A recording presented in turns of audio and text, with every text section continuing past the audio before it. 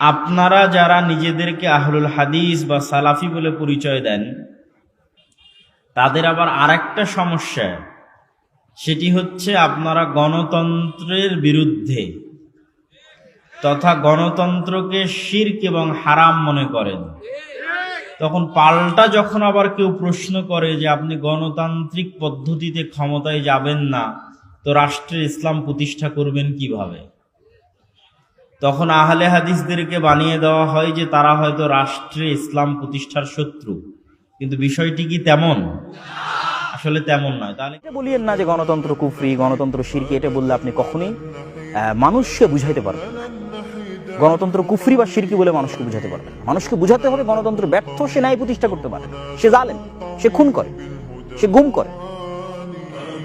যখন মানুষ একবার বুঝে যাবে, মানুষ ব্যাপকভাবে যখন সমগ্র বাংলাদেশের মানুষ বুঝে যাবে যে তার জীবনের নিরাপত্তা, তার ছেলে মেয়ের জীবনের নিরাপত্তা, তার স্ত্রী সন্তানের জীবনের নিরাপত্তা এবং ন্যায় বিচার একমাত্র আল্লাহ এবং আল্লাহর বিধান প্রতিষ্ঠা করতে পারে, তখন পরবর্তীতে যখন কখনো ৩৬শে জুলাই হবে, তখন মানুষ জোর করে ইসলামকে ক্ষমতা বসাবে, মানুষই বসাবে।